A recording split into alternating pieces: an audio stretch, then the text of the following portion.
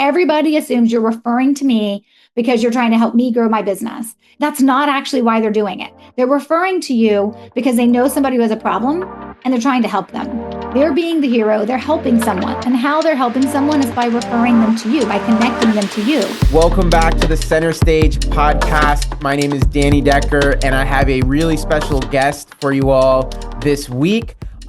Really honored to be joined by Stacey Brown Randall. Stacey is an award-winning author, speaker, podcast host, founder of Referrals Without Asking, and author of the brand newly released book, The Referable Client Experience. So Stacey, thanks so much for being here. You're really busy right now. Thanks for making time for us. Oh, Danny, thanks for making time to have me come back on the show. I like being a repeat offender, so it's always good to be able to come back and chat. And of course, talking about the new book is, of course, very fun for me as well. Love it. Well, Stacey, as you know, we and our audience are, pretty much exclusively solo small law firm owners. And so referrals, even as a marketing agency, we know that the best clients for law firms typically come from referrals. So really excited to have you here to talk about this book, The Referable Client Experience. Let's just start there. What does that mean, the referable client experience?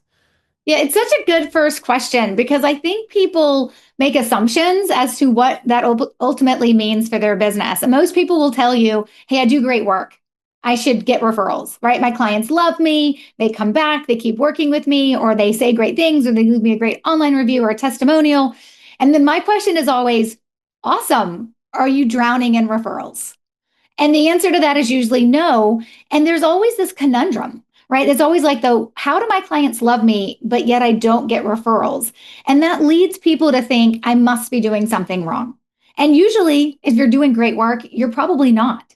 But what you haven't considered is building a client experience that first makes you referable. And that's in terms of how you treat that client experience. That has to be repeatable for all clients. But the first thing to consider is, like, what does your client experience look like that makes you referable? And then on top of that, you also have to learn how to bridge the gap to referrals. And so it kind of takes both pieces to truly have that referable client experience. But a lot of people are like, can I just jump to bridging it to the referrals? And I'm like, nope, not if you're not referable first. That's really important.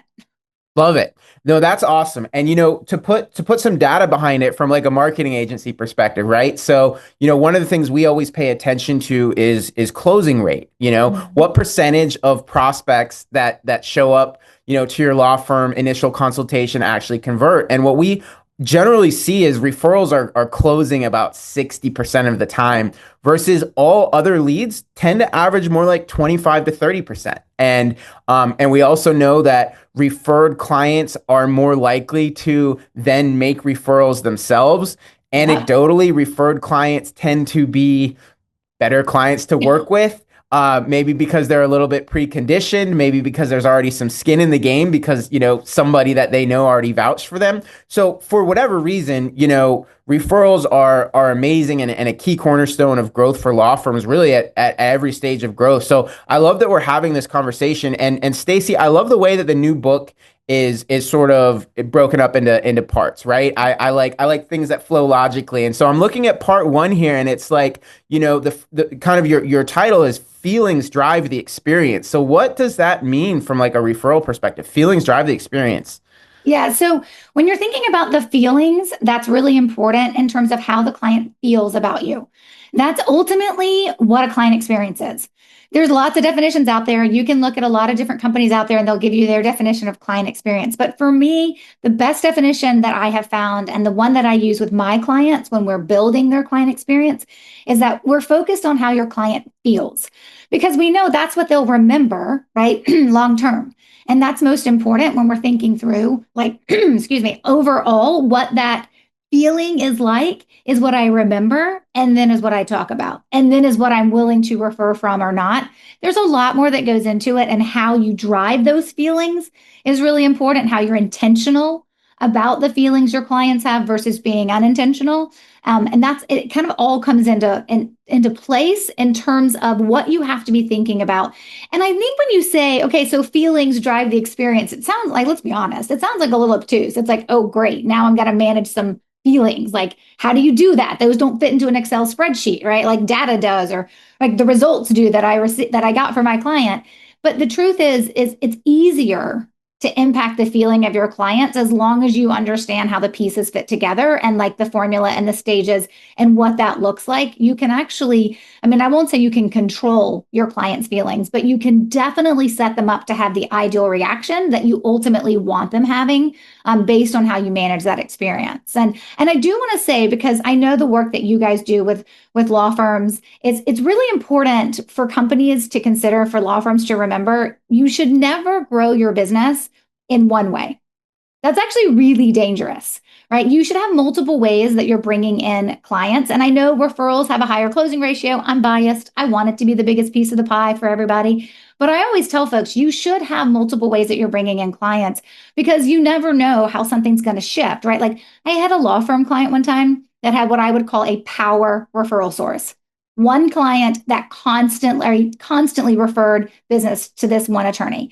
And I was like, if that one person leaves and you don't have other mechanisms in place, so if that one person stops referring, you don't have other referral sources in place, and you don't have other mechanisms in place to fill the gap while you're building up new referral sources, like that's not going to be a good place to be if you happen to lose that one referral source. So I do think it's important when people hear us talking about client experience and talking about referrals, like, yes, you should do that. It's very, very important. But like any business, you've got to have a little multifaceted approach to your sales and marketing and business development. Totally. No, I agree completely. And I don't, just for the record, and our listeners have heard me say this before, I don't view like referral marketing and then like digital marketing as like somehow like opposing philosophies. I actually think that, smart digital marketing is supporting referrals among other things, right? And referrals come from relationships, and smart digital marketing uses retargeting campaigns and drip campaigns and things to maintain those relationships. So I don't view them as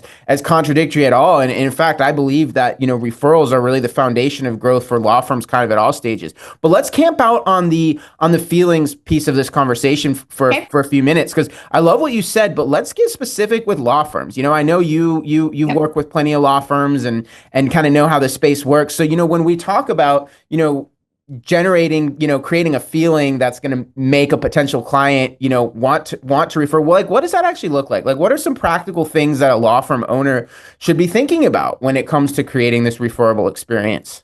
Yeah, so let's talk about it from the baseline of creating that intentional client experience that makes you referable, right? It puts the pieces in place so that I am more likely to want to refer you or to be open to referring you. And then if you're bridging the gap to referrals as well, I'm more open to those things that you're doing, right? So they're kind of separate pieces.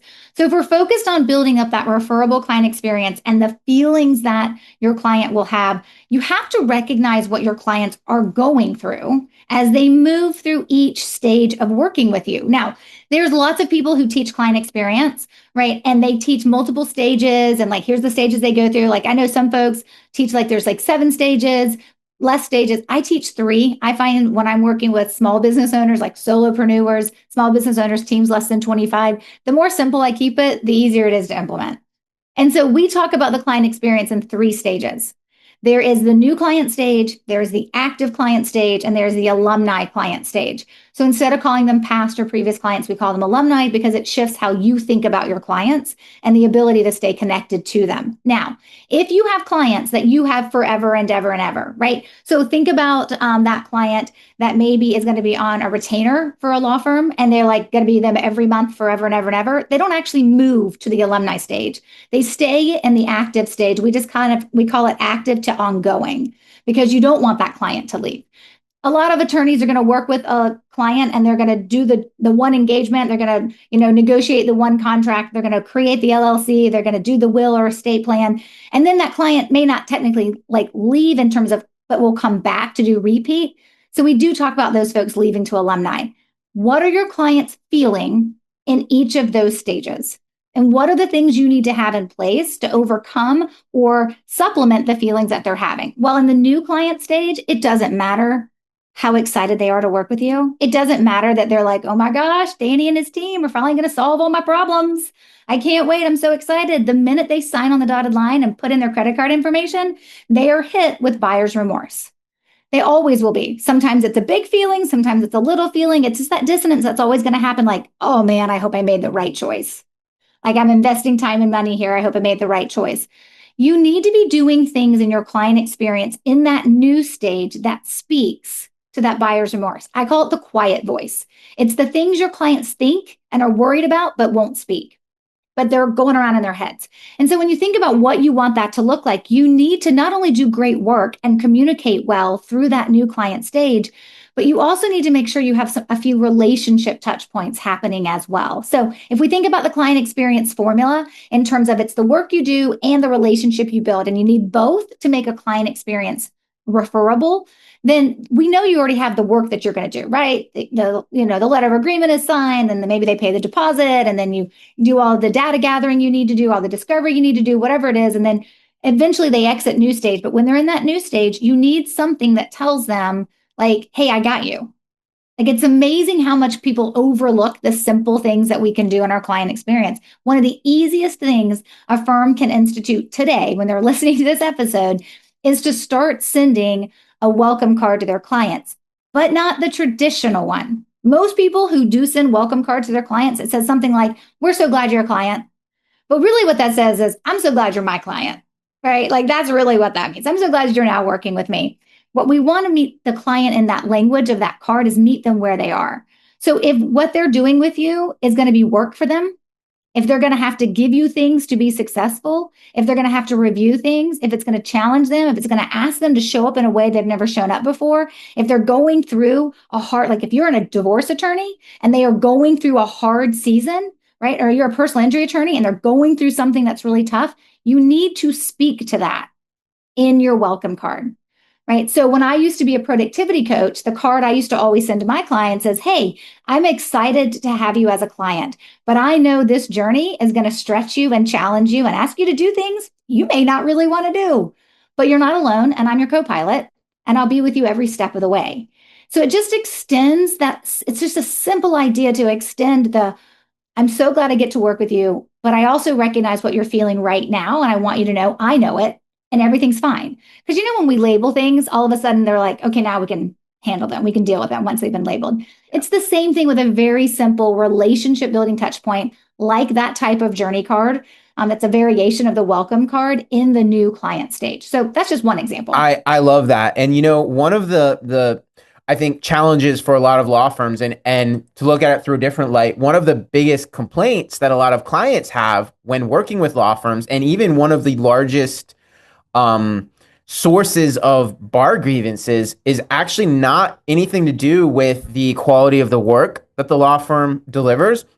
It's the communication. Yep. And so I love the sort of intentional approach to communication you outline there. And, one area where we see it is, lots of times when you're working with a law firm, let's say you're going through a divorce, right? And there are periods of like extreme activity, and then there's waiting, right? There are sometimes it can be weeks where there's like really nothing for the law firm to report, but the client, if they don't hear anything for a few weeks, starts to get really, really antsy. And so, one of the things we always encourage is, send, even if you've got nothing to report, right? Even if there is just nothing to report because we're waiting on this agency to respond or we're waiting on the other party to respond, like still make a practice of once a week, send that report and just basically say, hey, everything's good. We're just, we're waiting for XYZ to happen. We think it's maybe going to be about another week or two, but in the meantime, like rest easy, don't worry, like everything is good. Like, would you agree with that? Is that a smart way to approach it? Yeah, particularly when your client is in the active stage, because the active stage is like, a new stage is as long as you want it to be. And every firm is a little bit different. Some people are like, it's only 30 days or it's until this point happens. But when a client moves into the active stage, what we have to determine is what does the waiting game look like for them? And what are they feeling while they're waiting for things to happen? And for us as the business owner, right, we have to pay attention to the lull of complacency, because we're just doing all the work. Like we see all the things we're doing or not doing because we're in a waiting game as well, and communicating that. is so very important. I always tell folks, like, you've got to manage expectations and you've got to make sure that you're communicating. One of the things that I always try to do with my own business is I strive for my clients to say, like, sometimes you over communicate and I really appreciate it. And I'm like, good, that I'm communicating just enough, because you got to say it a lot of times for folks to understand and sometimes for things to click and for them to take advantage of whatever it is that they can do. It's the same thing when your clients are waiting, right? Like, so I worked with one company where for what they did, they had an extended time period of where somebody had to sit in the waiting game. They just had to sit and wait. And I was like, have you ever thought about sending some type of small gift that kind of meets them where they are and acknowledges, we know you're waiting? Like, we know you're waiting. Like, could it be like a small Sudoku, book? Like, hey, do some games while you're waiting. Like, you're gonna be here for a while. We get it. We know it. But like, acknowledge it. Like, it's kind of trying to always evoke the emotion in a way that works for you from a logistical perspective and of course a budget perspective. But it's like, it's always acknowledging the, like, hey, we know what you're going through. Like, we're not immune to what you're going through. When a client knows you understand what they're going through, they forgive a lot of stuff. That's such a great point. I love that. Awesome. So, okay, so Stacey, I'm kind of flipping through the book here. Really, really loving everything I'm seeing. By the way, the book is available on Amazon.com. Where is that the main place people should go to get their copy? Well, I guess if you want it in 2 days, yes. But it's available wherever books are sold, any retailer where you would find books or want to purchase your books. Go local too, if you have that option. They may have to order it for you, but yeah, wherever books are sold. Love it. So chapter 7, understand the science of referrals. Can Yeah. you break that down a little bit for us? I love that language, the science of referrals. And the reason it resonates with me is because I do feel like so many business owners and law firm owners think of referrals as just this like mysterious thing that like, it happens sometimes, maybe if I do good work, referrals are going to happen, but you've really broken it down as a science, which I totally agree with. So can you talk for a little bit about like, what does that mean? What's the science of referrals? Yeah, there's a framework that I use that is how the whole methodology of my referrals without asking works. And it is all based on the science of referrals. It's all based on what's happening, not for you as the business owner receiving a referral, but as the person who's actually giving the referral, right? So if a law firm's thinking about this, right, if they have other attorneys, which is a big source of referrals for attorneys. They're like this one special industry that has people like them who refer to them. I'm like, no other industry has that. When I work with, CPAs or financial advisors or business consultants, nobody else has other consultants referring to them, right? But attorneys do. So when you're thinking through like other people referring to you, we build everything that I teach based on what that person is thinking and going through and what ultimately triggers referrals to be given from them. So the science of referrals is really first understanding what's happening in their brain. It's the brain science piece of the happiness trifecta of when somebody is thinking to refer a client to you, they're actually not thinking of you. Everybody gets this wrong. Everybody assumes you're referring to me because you're trying to help me grow my business. And where that's a benefit, yay for you, you get a new client potentially. That's not actually why they're doing it. They're referring to you because they know somebody who has a problem and they're trying to help them. And in that moment, they get to be the hero. The happiness trifecta of the chemicals in your brain are released in that moment that are the feel good chemicals, right? The things that make you feel good when you do things to help others. That's being released. They're being the hero. They're helping someone. And how they're helping someone is by referring them to you, by connecting them to you. And so it's really important you know your place because referrals aren't about you. They're about your referral source helping someone else. And everything you do has to drive from that place. The next piece is usually the piece most people understand about referrals, and that's the psychology of trust, right? Of course, there's a psychology of trust from that understanding of I got to trust you to be able to refer to you, right? Of course that. But what most people get wrong is they think that people can't trust me unless they know everything I do and all my credentials and the alphabet soup after my name in terms of all the training and things and schooling that I've been through. And actually, nobody really cares or remembers. What they remember is a simple thing of like, do I remember you? Do I like you? Right? It's that know, like, and trust factor. And that comes down to how you build that trust. Yes, it's how you treat the people they do refer to you. Of course, that's a huge part of it. But also it's in the relationship that you decide to keep and maintain with folks. That's how you maintain trust. Like it builds over time, but you can certainly lose it by losing contact with your referral sources. So that psychology of trust is really important. And then the last piece for us that we kind of build everything around is behavioral economics and just looking at the things that make it so that people feel cared for from a gratitude and a thankfulness perspective, but that will also lead them to refer. So the way I always explain it is we look at the science of how we're going to do what we're going to do and how we're going to say what we're going to say and build it from that science framework. And if the what you do for your referral sources based on the science is like the great amazing dinner that you just cooked, the language piece of what you're going to say in those moments, which is really my secret sauce, so I work with my clients on, that is the sauce that's going to make the dinner taste good. So you need both pieces. The science kind of builds in the what, who we're going to do it for, what we're going to do, and then also bringing in the language piece to what are we going to say while we're doing it, so that we don't have to ask. Love it. Okay, so there's a statement in the book again, which just leaps out of the page at me, which is nobody can refer you if they don't remember you. So how do you solve that puzzle?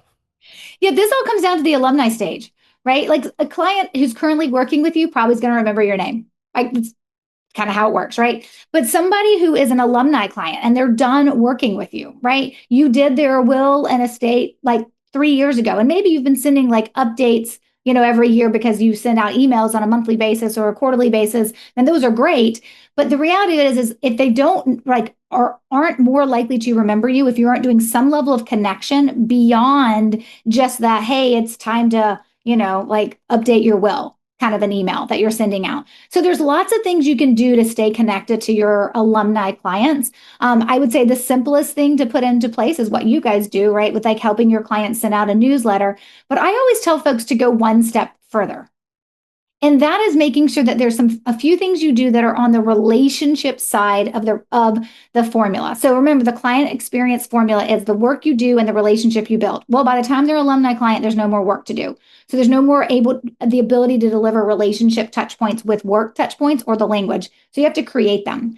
So come up with maybe it's 2, maybe it's 4 things that you're going to do throughout the course of the year that fits your budget, that allows you to stay connected beyond just sending an email to your clients. And then because that connection piece is what also allows you to percolate in their minds if they have the opportunity to refer you as well. And so for some people, this can be as simple as sending a holiday card. Yeah. Now, I don't recommend you send a holiday card that has no personality to it because no one's going to remember that, right? So if you're going to do the holiday card and spend the time and energy and stamps and all the things, then you probably want to like make sure it's like a little impactful, whether that's because it's got your family or your firm on the card so people can see like the team, or you're at least handwriting in the card, which Yeah. if you've got hundreds of clients, handwriting's really hard. Yeah. If you're going to do that. So I always recommend more personalized holiday card, but you got to do more than one thing. Yeah, love it. And you touched on like an email newsletter, for example, and we're big believers in that for the reasons you just laid out. Another example kind of for the audience as you're listening and thinking about how to pull all this together, another really smart way that digital marketing can support all of this is one of the things we'll do is create what's called a retargeting campaign, right? So you take that email list, these folks that are getting your email newsletter, and they're probably past clients or current clients, alumni clients, I should say, right? Right. Or they're referral sources. Maybe they're not Or actually prospects. clients, but yeah, exactly.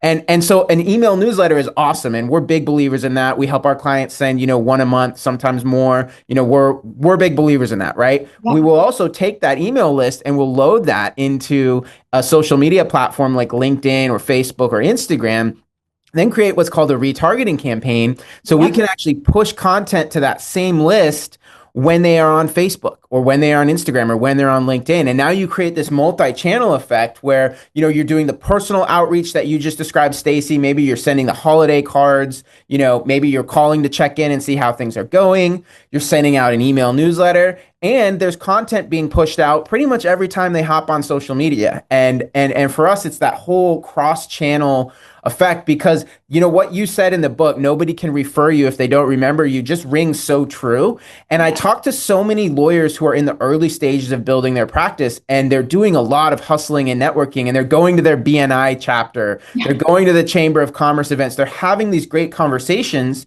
and with people that could genuinely be great referral sources for them. But then they don't have any sort of follow-up system. And Right. it's like, man, when you're in that mode, you're meeting new people every day. And in all honesty, you're lucky if they're going to remember you 30, 60, 90 days down the road, no matter how great of a conversation you had, no matter how great of an attorney you are. It's Yeah. just hard to, you have to have a system to stay top of mind, right?